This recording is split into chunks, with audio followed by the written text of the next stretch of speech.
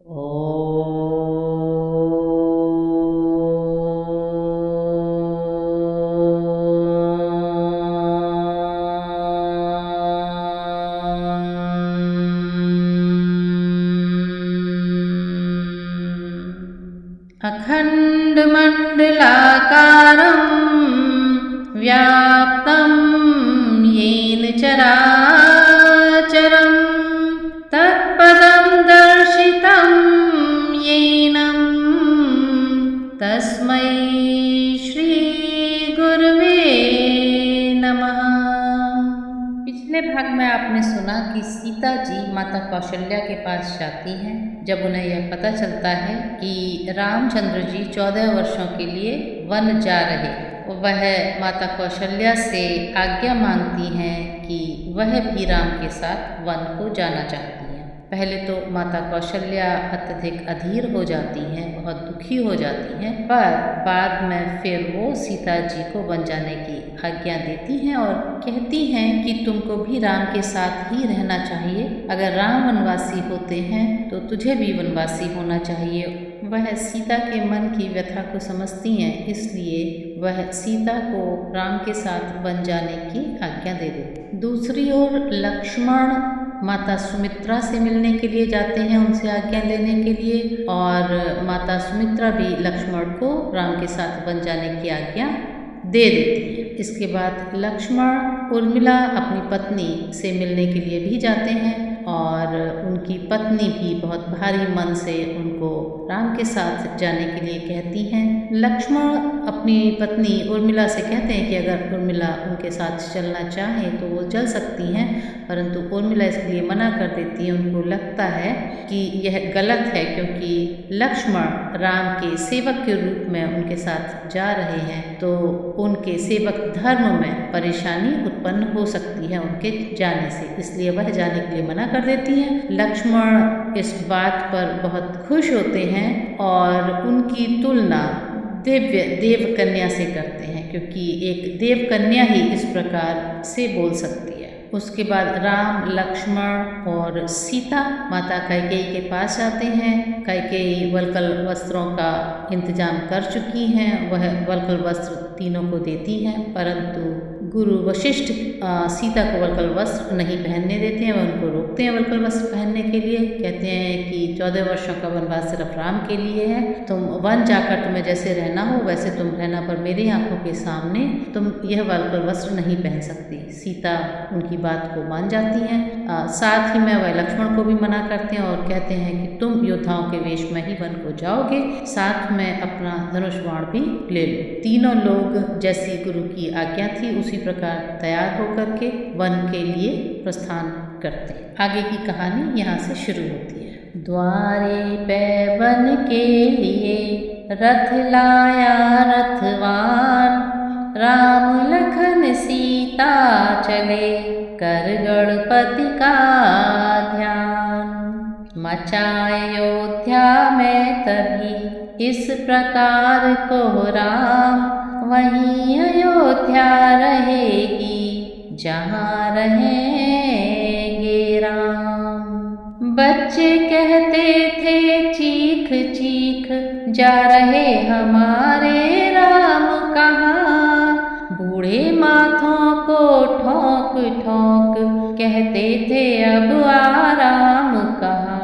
तोते बोले ले चलो हमें उस जगह जहाँ जाते हो तुम, मैनाएं बोली हमें छोड़ हे राम कहाँ जाते हो तुम। गाय भैंसे डकरा उठी, हाथी हथनी चिंगार उठे, चकवा चकबी कोयल कौए सब सीताराम पुकार उठे। पतझाड़ हो चला बागों में, बेलें बिरवे मुरझाए हैं, तुलसी दल कदली फल सूखे, कलियां बूटे कुम्हलाए हैं। तालाब हौज बावड़ी कुएं, सब नहर नदियाँ सूख गई, बच्चे वाली माँओं की भी उस समय छातियाँ सूख गईं। सरयू के वे राजसी घाट राघो जी जहाँ खेलते थे, सुनसान मसान समान बने भूतों के ढाम दिखते थे। करुणा रस मूर्तिवान होकर छाया उस समय अयोध्या में, नर नारी करते थे प्रलाप, मानो है प्रलय अयोध्या में। सहन नहीं होगा हमें यह वियोग का रोग, ऐसा कह चलने लगे रथ के पीछे लोग। देखा रथ के साथ जब जनता चली तमाम, तब बोले कुछ मुस्करा सीतापति श्री राम। हे मेरे प्यारे बंधुजनों, अब लौटो रहो अयोध्या में। 14 वर्षों का यह वियोग धीरज से सहो अयोध्या में। मैं नहीं चाहता इस दुख से तड़पे अकुलाए पिता मेरे। तुम सब जाकर वह काम करो जिससे सुख पाए पिता मेरे। देखना न गड़बड़ और विघ्न शासन समाज में हो कोई, तुम सब पर राज सौंपता हूँ विप्लव न राज में हो कोई। नहीं साथ हम चलेंगे हमें न दूजा ठाव, बोल उठे सब प्रजाजन जहाँ धूप तहाँ छाँव। तो अयोध्या वासी रुकने के लिए तैयार नहीं है अयोध्या में, वह सब राम जी के साथ में उनके पीछे पीछे चल रहे हैं और रामचंद्र जी उनको समझा रहे हैं हर प्रकार से, पर वह नहीं मानते हैं। समझाया बहुत जनार्दन ने जन कहा मानने वाले थे, वे माने भी परंतु उनके मन कहाँ मानने वाले थे। आगे पीछे दाएं बाएं रथ को घेरा सब लोगों ने, जाएंगे या पिछ जाएंगे यह ठान लिया सब लोगों ने। देख दशा प्रेमियों की विवश हुए रघुनाथ, आगे आगे रथ चला पीछे पुरजन साथ। यूं ही चलते हुए जब हुआ निशा का याम, प्रथम दिवस प्रभु ने किया तमसा पर विश्राम। तो चलते चलते शाम हो जाती है और फिर रामचंद्र जी तमसा नदी के किनारे विश्राम करने के लिए रुकते हैं। दिन भर के थके प्रजानन थे, निद्रा अत्यंत सताती थी। या माया थी मायापति की जो अपना खेल दिखाती थी। अनहोनी होती नहीं कभी, होनी जो होती होती है। सब सोए इस प्रकार सोए, प्रारब्ध जिस तरह सोती है। देखा जब रघुवीर ने बीती आधी रैन, जगा तुरंत सुमंत को बोले ऐसे बैन। हे मंत्री वर अब यही उचित रथ इसी समय तैयार करो।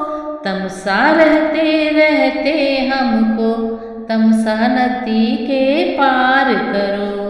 सीधा रास्ता या दड़ा छोड़ ले चलो कुराहों से रथ को। क्यों समझ गए बूढ़े मंत्री इस मेरे गूढ़ मनोरथ को। कारण यह है यह पुरवासी जाएंगे मेरे साथ कहाँ। वन वनवासी और गृहस्थों के होते हैं डेरे साथ कहाँ। इसलिए प्रात होते होते हम कर ले पार सुरसरी को, पुरजन इस समय विवश होकर जाएंगे कौशल नगरी को। तो जब रामचंद्र जी तमसा नदी के किनारे विश्राम कर रहे थे, सारे नगरवासी जो उनके साथ में आए हुए थे सब सो जाते हैं गहरी नींद में। और उसी समय भगवान राम मंत्री सुमंत को बोलते हैं कि ये सही समय है यहाँ से निकलने का, और कहते हैं कि वह नगरवासियों के उठने से पहले गंगा नदी को पार करना चाहते हैं। इस पर सुमंत बोलते हैं, मंत्री बोला ठीक है, पर सुनिए श्री राम, कहाँ तक यह उचित है लीला लीला धाम। सोता ही छोड़ प्रेमियों को राघव का जाना अनुचित है, यदि यह समयोचित भी हो तो जन हृदय दुखाना अनुचित है। अतएव आप ही लौट पड़े, इच्छा है यही रियाया की, वनवास शब्द महलों में था, यह है आवाज अयोध्या की। बोल उठे रघुवंश मणि, यद्यपि यह कुछ ठीक, किंतु दृष्टि इस पर जरा डालो तो बारीक। इच्छा जो राज धर्म की है, चाहिए उसी पर ध्यान इन्हें। हो राम भूप या भरत भूप, दोनों हैं एक समान इन्हें। मेरे स्नेह के कारण यह क्यों राजाज्ञा को टाल रहे, अनुचित है राम भरत में जो पुरवासी भेद निकाल रहे। इस कारण तोलो तो इनका पल्ला हल्का हो जाता है, माता की आज्ञा का पालन सब प्रकार भारी आता है।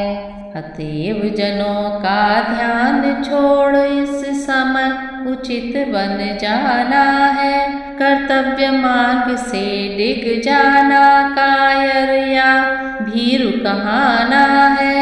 आखिर रथ लाया सचिव लाचारी के साथ, सीता लक्ष्मण सहित प्रभु चले सुमिर गणनाथ। इधर सवेरे को जगे जब भक्तों के वृंद, घबराए पाए नहीं रघुकुल गौरव चंद। मणि खोकर गति जो फण की हो, या जो जलहीन मीन की हो, बस यही अवस्था थी जैसी संपत्ति विहीन दीन की हो। अथवा हीरे मोती खोकर होता ज्यों वाणिक समाज विकल, त्यों ही सब अवध निवासी थे इस समय बिना रघुराज विकल। कहते थे सर को थाम थाम, बिजली इस तरह टूटती है, पुरुषार्थ काम कब करता है जिस क्षण प्रारब्ध फूटती है। बड़भागी हो तुम मीन वृंद, जल सूख जाए तो मरते हो प्राणो तुम, बड़े अभागे हो प्राणेश बिना भी रहते हो। कोई कहता था चलो ढूंढे चारों ओर, चोरों की नाई कहाँ चले गए चित चोर। ढूंढ ढूंढ कर थक गए नहीं मिले रघुनाथ, तब बोले इस समय था यही तलक का साथ। 14 वर्षों बाद फिर होगा यह संयोग, इस आशा का साथ ले गए अयोध्या लोग। श्रृंगवीरपुर में इधर पहुँचे रघुकुलनाथ, गुह निषाद आकर मिला कंदमूल के साथ। कहा नाथपुर में चलो, तब बोले श्री राम, 14 वर्ष न करेंगे बस्ती में विश्राम। कर जोड़ कहा तब सेवक ने, यह तो यहीं रहूंगा मैं, बनवासी प्रभु की सेवा में कुछ दिन तक साथ रहूंगा मैं। प्रभु बोले क्या आवश्यकता है, वह बोला चाओ दास का है, सरकार न इसको ठुकराए, यह हार्दिक भाव दास का है। मौन हो गए दयानिधि, मानो है स्वीकार, सीमा हो जब प्रेम की, तब फिर कहाँ विचार। इस प्रकार दिन ढल गया, हुआ निशा का काल, एक वृक्ष की छाँव में लेटे दीन दयाल। पृथ्वी का पलंग बनाया है, जिस पर पत्तों का बिस्तर है, वह उस पर सोता है देखो, जो दशरथ नंदन रघुवर है। जो रही सदैव हिंडोले में, इस समय धूल धूसर है वह, जिसको वैदेही कहते हैं, सो रही कुशाओं पर वह है। वीरासन बैठे हुए लखन, पहरा देते हैं दोनों का, चरितार्थ कर रहे हैं मानो, पृथ्वी पर धर्म सेवकों का। यह परिवर्तन का दृश्य देख, करुणा में डूब निषाद गया, बूढ़ा सुमंत भी दुखी हुआ, रग रग में व्याप विषाद गया। तो निषाद राज एक आदिवासी राजा था, जिसका नगर गंगा के किनारे बसा हुआ था। वह रामचंद्र जी को अपने घर, अपने महल में चलने के लिए बोलता है, परंतु रामचंद्र जी मना कर देते हैं, क्योंकि उन्हें अब वन में ही 14 वर्षों तक रहना है। बाद में निषाद राज ही रामचंद्र जी को केवट से कहकर गंगा पार करवाते हैं। देखा निज साथियों पर जब यों दारुण क्लेश, लखन लाल ने तब दिया धीरज का उपदेश। आती बाहर से नहीं सुख दुखों की बात, अपनी करनी ही सदा साधक वाधक भ्रात। जब यह संसार स्वप्नवत है, तो उन्नति अवनति धोखा है। सपने का राजा और रंग, होना न होना मिथ्या है। जीवों की ही यहाँ अवस्थाएं, बस घोर मोह की रातें हैं। इन रातों में जो होती है, वह सब सपने की बातें हैं। इनमें योगी जन जगते हैं, अज्ञानी जनता सोती है। या वे जग जाते हैं, जिन पर कुछ कृपा ईश की होती है। बस यही समझ कर दुनिया का सुख दुख सहन करना अच्छा। इस धारा से तरना हो तो हरि का सुमिरन करना अच्छा।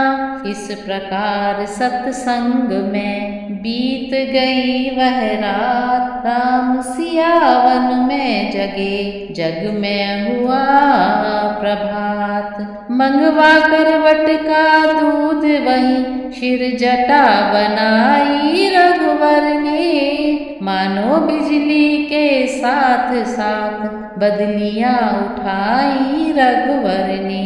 है नहीं शीश पर जटा जूट, यह वन का ताज विराजा है। बलिहार अयोध्या का राजा, इस समय बना बन राजा है। महलों वाले या वन वाले, दो ही तो जग में राजा विरागी होकर राजा है, यह त्यागी होकर राजा है।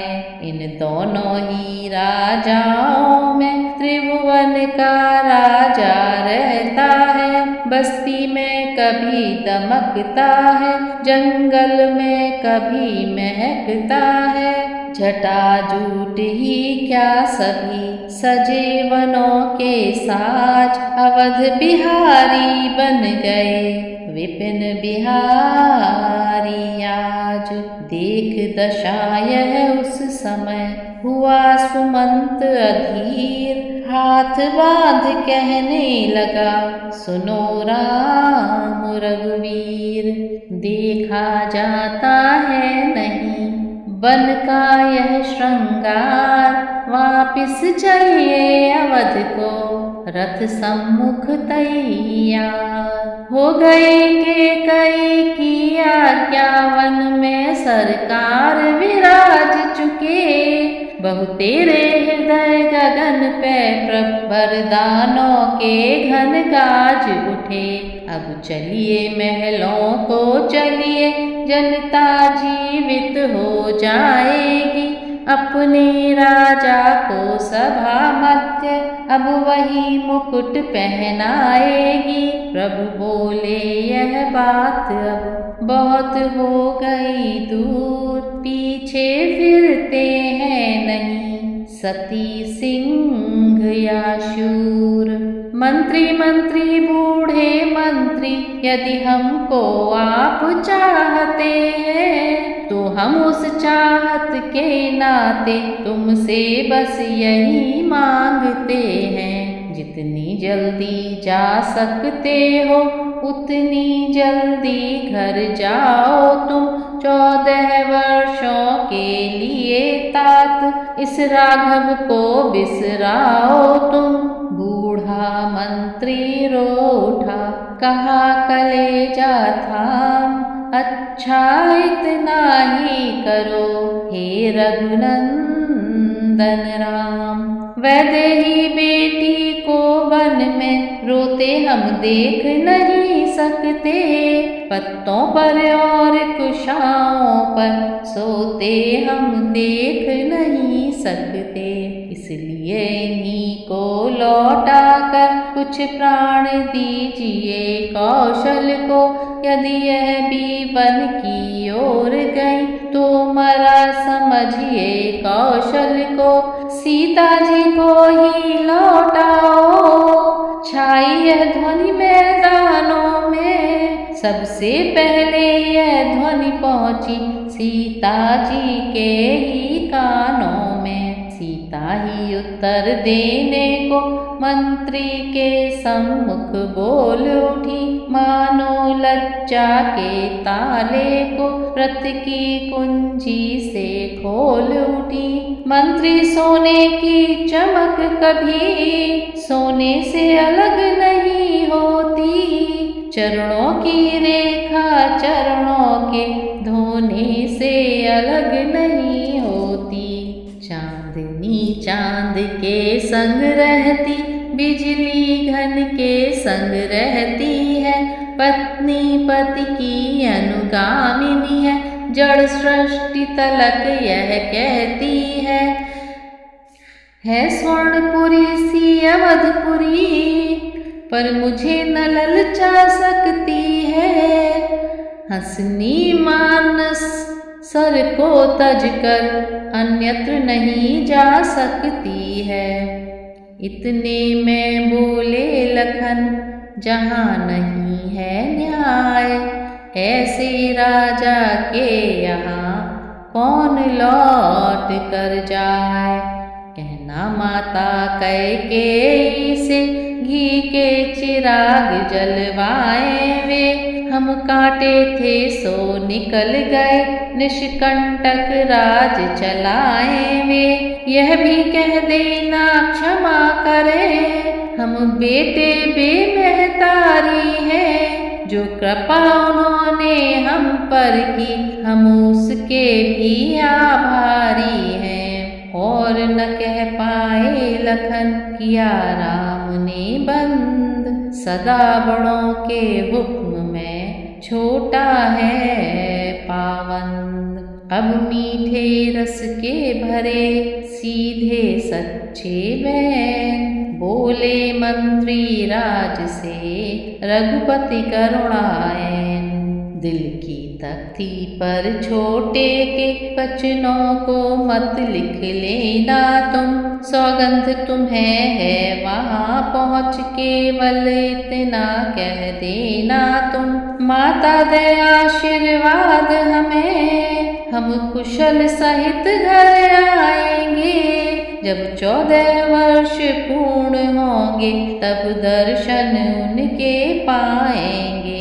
इन 14 वर्षों में भी हम क्षण मात्र न भूलेंगे उनको, अपने विचार के मंदिर में श्रद्धा से पूजेंगे उनको।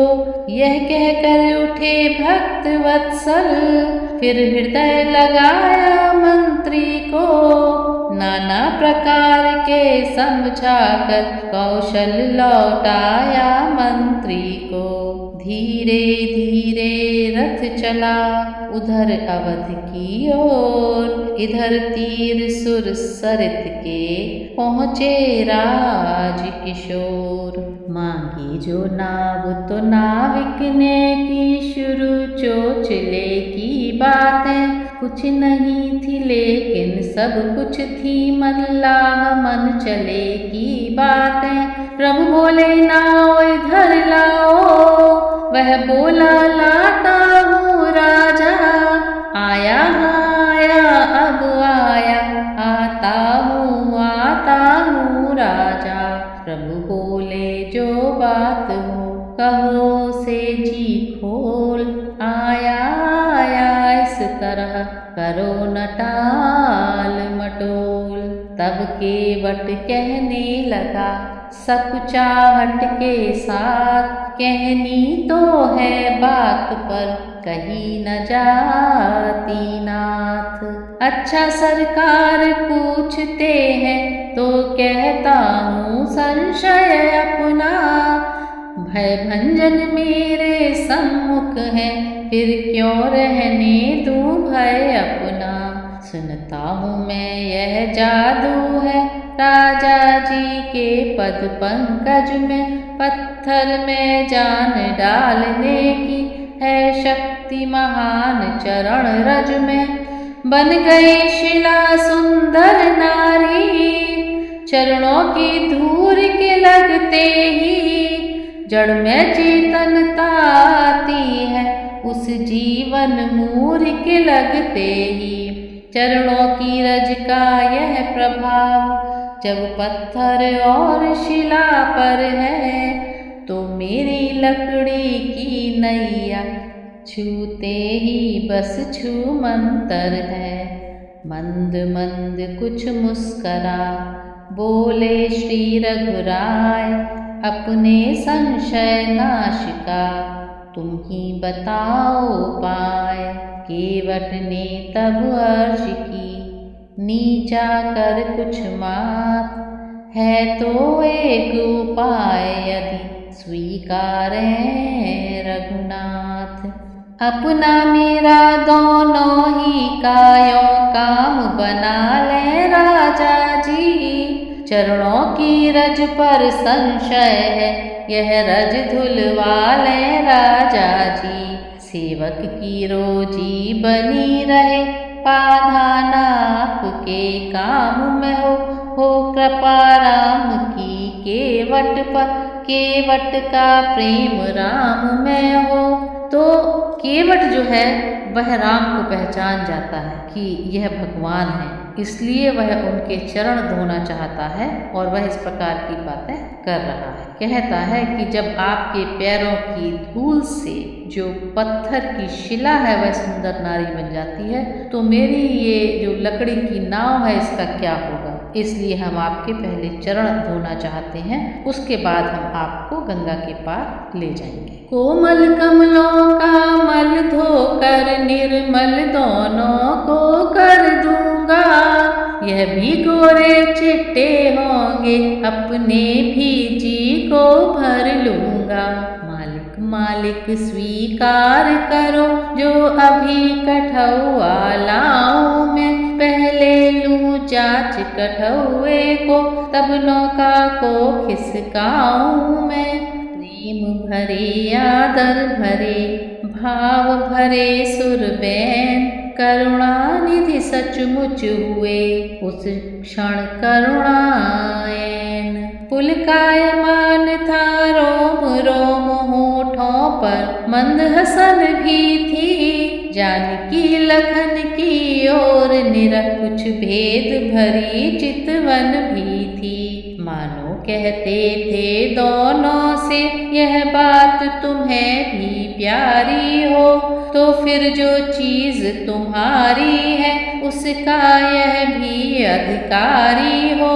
था एक और संकेत यहाँ, इसने वे चरण टटोए हैं, जो ब्याह समय सीता को देख मिथिलेश जनक ने धोए हैं। हो गया गुप्त प्रस्ताव और अनुमोदन तथा समर्थन भी, तब चरण धुलाने को आगे बढ़ गए कौशलानंदन भी। कहा तुम्हारा जाए यदि संशय इसी प्रकार, तो हम भी तैयार हैं, लो यह चरण पखार। मन चीता जब मिल गया माझी को वरदान, पग धोने को तब किया पल भर में सामान। वह खास दृश्य था गंगा पर, गंगा भी जिससे पुलकित थी, वह नभ मंडल उधर मुदित, मन था पृथ्वी भी इधर प्रफुल्लित थी। हाजिर थे एक कठौती में गंगा और गंगा जल दोनों, केवट के दोनों हाथों में थे कोमल चरण कमल दोनों। उन चरणों का मल क्या धोया, धोया सेवक ने मल अपना, कर लिया जन्म जन्मांतर को सब उसके वट ने उज्ज्वल अपना।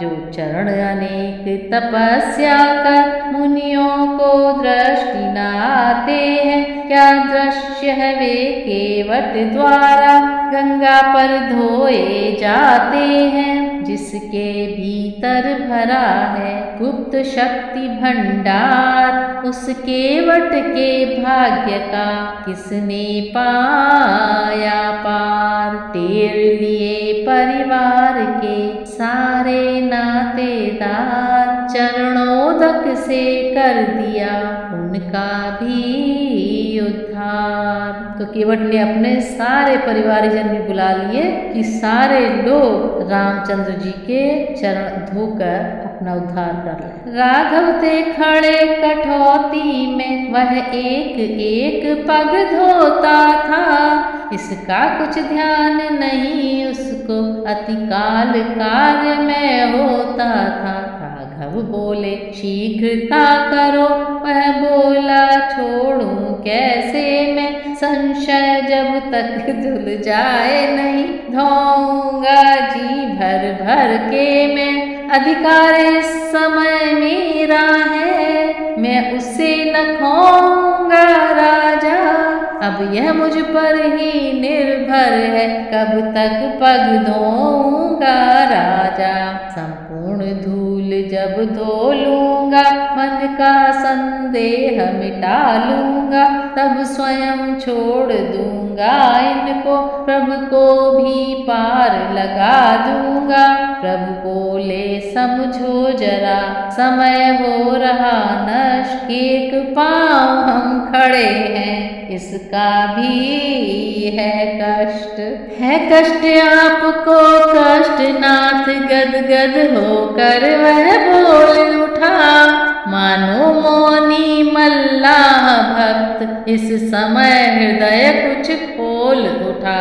कह उठा कष्ट का भी उपाय, राजाधिराज सेवक पर है, स्वीकार करें मेरी विनती, तो कष्ट न फिर रत्ती भर है। जो आपकी जंघाओं तक है वह हाथ उठाओ नाथ अपना, रखो मुझ सेवक के सिर पर राजा जी वह हाथ अपना।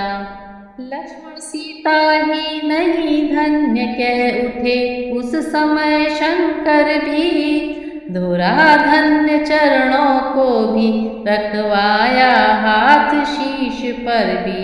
बहुत चालाक था केवट, कहता है कि अगर आपको एक पैर पर खड़े होने में तकलीफ हो रही है तो आप अपने हाथ से मेरे सिर को पकड़ दीजिए, मेरे सिर पर अपना हाथ रख लीजिए। इस प्रकार जब कर चुका नाविक निज उद्धार, तब तीनों को नाव पर उसने किया सवार। जी भर कर दर्शन करने को धारा ठहराई गंगा ने, भगवान चढ़े तो माथे पर पहनाव उठाई गंगा ने। तस्वीर नाव की लेते ही उपमा यह सम्मुख आई है, सोने की मुद्री पर मानो हीरे ने शोभा पाई है। चलती है राजवधू सी वह, बिछ रहा बिछौना जल का है।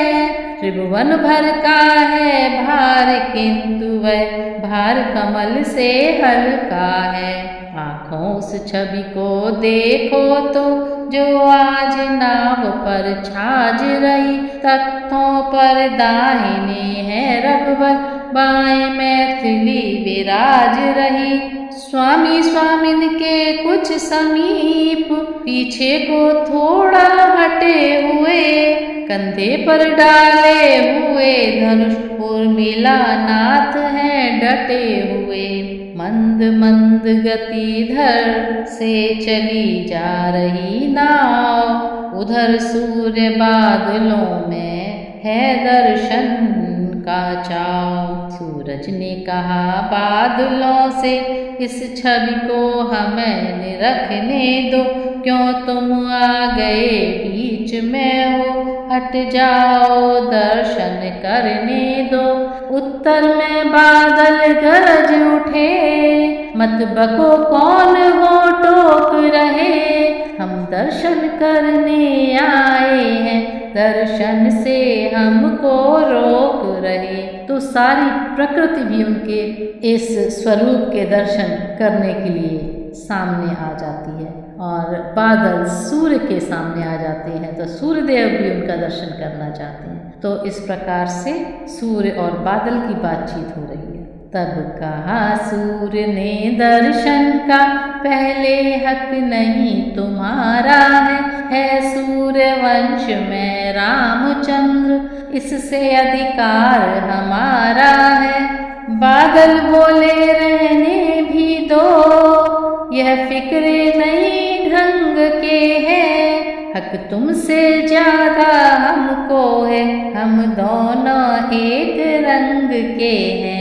वे भी घनश्याम कहाते हैं, हम भी घनश्याम कहाते हैं, इस श्याम रंग के नाते से हम एक बखाने जाते हैं। बढ़ गई रार तो हवा चली, उसने यूं बीच बचाव किया, थोड़ा थोड़ा मौका देकर दोनों का पूरा चाव किया।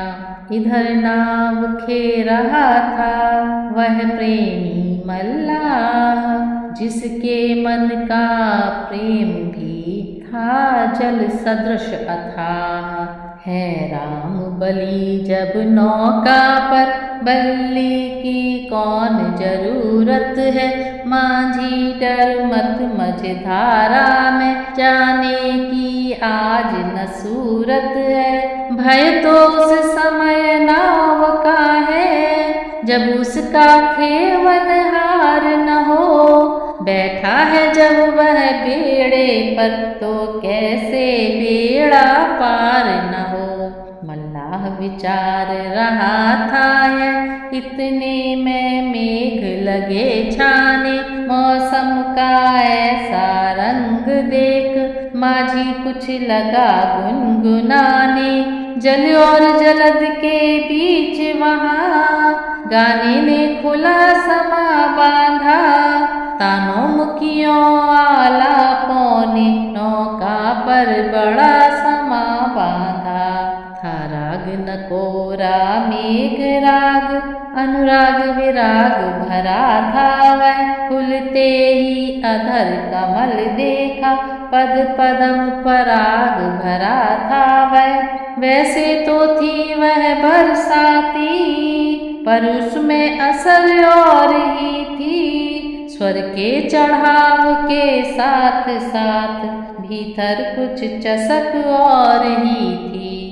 सारांश धार में गंगा की जब बल्ली लगा चलाने वह। तो पुर पछवा देख देख स्वर छेड़ उठा मस्ताने वह। फिर देखा आकाश को फिर कुछ आया ध्यान। मीठे मीठे स्वरों में फिर छेड़ी एक तान। इधर चतुर मल्लाह की पूरी हुई मल्हार। जा पहुँची नौका उधर गंगा जी के पार। सीता लक्ष्मण के साथ साथ पृथ्वी के नाथ उतर आए। यात्री भी गंगा के समान हिमगिर से अब बाहर आए। केवट ने उतर विदा मांगी तीनों को शीश नवा करके। रघुनाथ उस समय मन ही मन रह गए जरा सकुचा करके। यद्यपि वनवासी हुए नाथ फिर भी स्वभाव राजा का है। हीरा हीरा ही है चाहे मिट्टी में आज छुप गया है। आदत तो वही राजसी है किस तरह त्याग दे राम उसे। जिसने भी कोई सेवा की है फुरन दे दिया नाम उसे। लेकिन अब देने को क्या है गाती है मुनियों का पट है। कुछ दिया नहीं दे सके नहीं बस इतनी सी सकुचाहट है। जान गई हृदयेश्वरी हृदयेश्वर की बात। अर्धांगिनी है वही जो समझे मन की बात। अपने स्वामी की सकुचाहट जिस समय निहारी सीता ने। उंगली से अपनी मणिमुद्री उस समय उतारी सीता ने। राघव के हाथों पर रख कर कि अर्ज दीजिएगा इसको। जैसे भी हो हे प्राणनाथ संतुष्ट कीजिएगा इसको। सीता की मुद्री लगे देने सीतानाथ। तभी कहा मल्लाह ने सादर ना कर माथ। मजदूरी तो मैंने अपनी हे नाथ पेशतर ले ली है। फिर वह भी अपनी मुँह मांगी अपना जी भर कर ले ली है। चरणों की रज जो धोई थी वह क्या थी मजदूरी थी वह। जीवन भर की मजदूरी थी बस इतनी मजदूरी थी वह। कोटान कोट जन्मों की भी मजदूरी उस पर वारी है। हे नाथ एक कण पर उसके वैकुंठ लाख बलिहारी है। चुक गई मजूरी जब मेरी तो रहा आप पर भार नहीं। उद्धार हो गया जब मेरा तो कौड़ी रही उधार नहीं। केवट उस मुद्री मतलब अंगूठी को लेने के लिए तैयार नहीं होता है और कहता है मुझे मेरे जीवन भर की मजदूरी पहले से ही मिल चुकी है। आपने अपने चरणों की रज धुलवा कर जो मजदूरी मुझे दी है वह बहुत जन्मों की मजदूरी से भी ज़्यादा है। व्योहल कुछ कुछ हो चला, प्रभु का कोमल गात। तभी चतुर मल्लाह ने कही दूसरी बात। मैंने जो नैया पर गाया वह गाना एक इशारा था, इकरार वही मन ही मन में कुछ मेरा और तुम्हारा था। मेरा घर है सुरसर के तट, तुम रहते जग जल निधि तट हो। मैं गंगा ही का माझी हूँ, तुम भवसागर के केवट हो। मजदूरी कहीं मजदूरों को मजदूरी देते हैं भैया, मल्लाह कहीं मल्लाहों से मल्लाही लेते हैं भैया। अपने को ऋणी समझते हो तो ऋण तुम वहीं चुका देना। मैंने है तुमको पार किया, तुम मुझको पार लगा देना। अब प्रभु गदगद हो गए, पुलक उठा सब गात। तब छेड़ी मल्लाह ने वही तीसरी बात। तुम हुए नृपति से वनवासी, यह समय न कुछ देने का है, इस अवसर पर लेना देना। कब सजता है कब जचता है, जब 14 वर्ष पूर्ण होंगे, प्रभु लौट कुशल से आएंगे। उस समय नाथ ले लूँगा जो कुछ मुझको दे जाएंगे। देखो केवट की चतुराई किस गहराई में जाता है। पहले परलोक संभाल लिया, अब यह भी लोक बनाता है। मतलब यह है वन से लौटें तब भी यह इसी घाट आए। जाएं जब अवधपुरी को तो मेरी ही नैया पर जाएं। जिस तरह सुलभ दर्शन है अब तब भी इसी तरह पर हो। जल भी हो और कठौआ भी यह चरण और मेरे कर हो। मानो सेवक ने सब प्रकार स्वामी को ऋणी बनाया है। जो भव बंधन में नहीं बंधा वह इस बंधन में आया है। दशरथ कौशल्या ने बांधा तप करके इनको नातों में। क्या बात उसे ही बांधा है केवट ने बातों बातों में। यह प्रेम भाव यह स्वार्थ त्याग जो कुछ भी वह है पूरा है। झुकता है यहाँ कलम अपना रहता मजबून अधूरा है।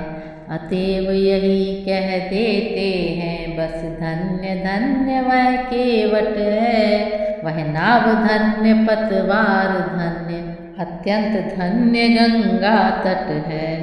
हृदय लगाकर राम ने नाना भांति सराह। भक्ति दान देकर किया विदा चतुर मल्लाह।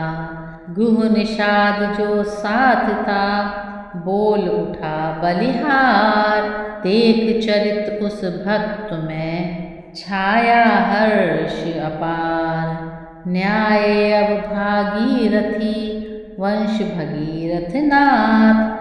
गंगा से कहने लगी सिया नवा कर माथ। आशीष ले सुरसरी से फिर ना कर मात। चली बनों को जानकी राघवेंद्र के साथ। बन गमन समय की छवि वह है उपमाएं जहाँ लजाती हैं। आगे है राम लखन पीछे मैथिली बीच में जाती है। श्री राम लखन है ब्रह्म जीव जानकी प्रकृति देवी सी है। या सूर शेष है वे दोनों यह मध्य भाग में पृथ्वी है। तीनों ही कुछ और चल न्याय तीरथ राज। भरद्वाज आश्रम गए देखा संत अनंत समाज। तो भरद्वाज ऋषि के आश्रम में तीनों पहुँचते हैं। थी एक त्रिवेणी संगम पर, दूसरी यहीं पर रहती थी। वह तो प्रस्थूल रूप में थी, यह सूक्ष्म रूप में बहती थी। गंगा यमुना की भांति यहाँ सम्मिश्रण ज्ञान भक्ति का था। अनुरक्ति वहाँ पर रहती थी, तो यह आश्रम विरक्ति का था। जिस भांति वहाँ पर सरस्वती बहती थी गुप्त रूप होकर, वैसे ही यहाँ समाधि क्रिया रहती थी गुप्त रूप होकर। अंतर इतना था उसका फल, दूसरे जन्म में होता था। इसमें तत्काल मोक्ष होता, जैसे ही लगता गोता था। ऐसी उत्तम जगह में ठहरे कुछ श्री राम, रहता था सत्संग ही जहाँ सवेरे शाम। आज्ञा देते थे नहीं भरद्वाज मुनि धीर, बहुत भांति कर प्रार्थना विदा हुए रघुवीर। कहने लगे निषाद से, आगे चल रघुनाथ, भैया अब घर जाओ तुम, रहे बहुत दिन साथ। प्रभु के इस अनुरोध पर व्याकुल हुआ निषाद, विदा किया तब नाथ ने देकर भक्ति प्रसाद। जिस ग्राम निकट अब आते थे, बस वहीं भीड़ लग जाती थी। जो पैदल इन्हें देखता था, उसकी छाती भर आती थी। नर नारी सब यह कहते थे, देखो विधि की गति उल्टी है। ऐसों को वन में भेजा है, बूढ़ेपन में मति उल्टी है। सच है सीधे वासों पर ही उठती है नजर जमाने की। खिलने वाले फूलों ही को लगती है लू वीराने की। जब राजाओं के लड़कों की ऐसी दयनीय अवस्था हो, तो साधारण लोगों के दुख सुख की कैसी गणना हो। ओ झूठे जग झूठे समाज, धिक है ऐसे बलबूतों पर। तू इन्हें देख फिर स्वयं देख, फिर रो अपनी करतूतों पर। समझा देते थे कहीं लोगों को भगवान, भाई सुख या दुख है जग में एक समान। और दूसरे ग्राम जब पहुँचे दोनों भ्रात, लगी पूछने नारियां सीता से यह बात। क्यों जिया रही कहाँ से हो, किस जगह पहुँचने वाली हो। लक्ष्मी हो तुम किसके घर की, किस आंगन की उजियाली हो। सांवरे और गोरे जो है, वह कौन तुम्हारे हैं दोनों। किस कुल के दीपक हैं दोनों, किस माँ के प्यारे हैं दोनों। यह सुनते ही सिया ने कुछ की धीमी चाल, बता दिया संक्षेप में अपना थोड़ा हाल। फिर कहा कि वे जो गोरे हैं वो मेरे देवर हैं बहनों। लक्ष्मण है राम विदित उनका, अवधेश कुंवर है हे बहनों। प्रभु को फिर पट घूंघट ही में बतला कर तिरछे नैनों से, यह मुझ दासी के स्वामी है कह दिया सिया ने सैनों से। जान गई सब नारियां हैं वे सीता नाथ, फिर भी कुछ तरुणियों ने कहा हंसी के साथ। जी एक बात तो रही गई, उसका कुछ काम नहीं है क्या। इनका तो नाम बताया पर उनका कुछ नाम नहीं है क्या। सुनकर यह बात नारियों की रह गई जानकी सकुचा कर, मुँह खोल तुरंत ही बंद किया, फिर चल दी आगे सकुचा कर। इस प्रकार करते हुए भ्रमण और आनंद, वाल्मीकि की कुटी पर जा पहुँचे सुखकंद। बोले श्री मुनिराज से श्री रघुराज कृपाल, ऐसी जगह बताइए जहाँ रहें कुछ काल। वाल्मीकि मुस्का उठे बोले सुनिए राम, रहने को सुख धाम के बतलाता हूँ धाम। तो वाल्मीकि जी की कुटी पर श्री राम पहुँचते हैं और उनसे पूछते हैं कि बताइए कहाँ पर रहना चाहिए हमको, एक सही जगह वन में रहने के लिए आप मुझे बताइए। उस जगह करें विश्राम जहाँ सर्व खलेद्वम ब्रह्म ही है, या जहाँ ब्रह्म के साथ जीव है एक परंतु पृथक भी है। कर्ता कारण या क्रिया जहाँ दृष्टा दर्शन या दृश्य बने, यद्यपि तीनों है पृथक पृथक पर तीनों एक रहस्य बने। प्रभु बोले कहने लगे मुनिवर तो वेदांत, रहने को बतलाइए जगह कहीं एकांत। तब वाल्मीकि बोले अच्छा, जिस जगह देव का पूजन हो, नैवेद्य पुष्ट हो, अक्षत हो, कर्पूर धूप हो, चंदन हो, आवाहन की हुई प्रतिमा हो, अर्चन आराधन वंदन हो, उस जगह रहे श्री राम जहाँ जगदीश हरे का गायन हो।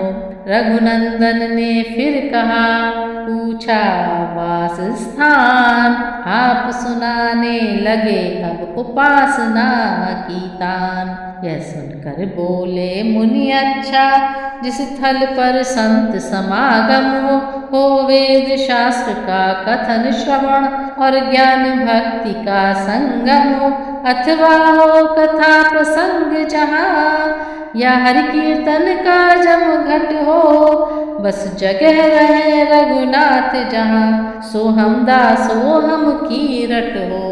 बोल उठे रघुवंश मणि ठहरो तो कविराज, आप सजाने लग गए अब कविता का साज। कविता की बात नहीं है कुछ, मुनि बोले धाम दिखाता हूँ जब और पूछते हैं रघुवर तो सुनिए और बताता हूँ। जिस गृहस्थ के घर तुलसी हो रहते हो शालग्राम सदा, जिसके सब कर्म सात्विक हो निस्वार्थ सदा निष्काम सदा, जिसके घर पिता पुत्र भ्राता सब बंधे एक धागे में हो, माँ बेटी भगनी और बधू सब सुमति रूप तागे में हो। गृहकार नारियां करती हो नर करते हो उद्योग सदा, ऐसे घर रहिए सीतापति रहता है जहाँ सुयोग सदा। फिर वह ही प्रभु ने कहा होकर तनिक अधीर, वाल्मीकि बोले जरा सुन तो ले रघुवीर। ईर्षा विरोध की ज्वाला से जिसका जी कभी न जलता हो, सच्चाई समता का चिराग जिस मन मंदिर में बलता हो, कारस्त प्रेम की नदियों में संपन्न जाति का सागर हो, उस जगह रहे रघुनाथ जहाँ सबका सम्मान बराबर हो। जो खिदमत करता हो सबकी पर इज्जत नहीं चाहता हो, करता है नित्य परोपकार पर शोहरत नहीं मांगता हो। बाहर से जैसा निश्चल हो भीतर भी वैसा निर्मल हो, लेना देना कहना करना सबका सब जिसका उज्ज्वल हो। बल वाला हिम्मत वाला हो मेहनत से कभी न ऊबा हो, उसके विचार ग्रह में ठहरे जो देश प्रेम में डूबा हो। वादी प्रतिवादी बन बन कर भाई भाई लड़ते न वहाँ। निर्धन का खून चूसने को धनपति पीछे पड़ते न जहाँ। मजहब या धर्मों के झगड़े तूफान न जहाँ उठाते हैं। बाबा जी जहाँ कहा करके भाड़ा या ब्याज न खाते हैं। दौलत वाला होने पर ही ऊंचा आसन मिलता न जहाँ। हर एक गरीब आदमी से नफरत अमीर करता न जहाँ। रहता है सच्चा न्याय जहाँ, गुण जहाँ, बल जहाँ, नेम जहाँ। हे विश्वंभर बस वहीं रहो, हो अखिल विश्व का प्रेम जहाँ। पर धन मिट्टी के सदृश जहाँ, पर नारी मात समान जहाँ। भगवान विराजे उसी जगह, हो नित्य बड़ों का मान जहाँ। संतोष जहाँ, विश्वास जहाँ, शुचि निष्ठा जहाँ, प्रतीत जहाँ। प्रभु वहीं रहे हैं नीत जहाँ, प्रभु वहीं रहे हैं प्रीत जहाँ। जिस जन की आस तुम ही तुम हो, जिस जन की टेक तुम ही तुम हो। उसकी आँखों में बास करो, जिसके बस एक तुम ही तुम हो। इस प्रकार कहते हुए पुलक उठे मुनिनाथ। हृदय लगाया राम को बढ़ा प्रेम से हाथ। कुछ क्षण के उपरांत फिर बोले मुनिधर धीर। अब कहता हूँ आपसे उचित ठाव रघुवीर। सर्वज्ञ राम बन कर अजान जब धाम पूछने आए थे, तो मैंने भी कविता द्वारा बहु तेरे घर दिखलाए थे।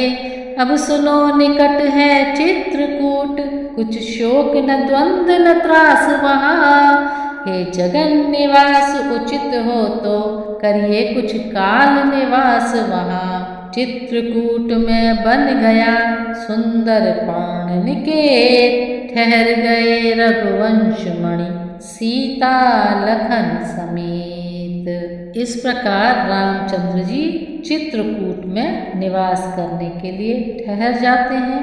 आगे की कहानी अयोध्या के बारे में कि वहाँ पर अब क्या हो रहा है।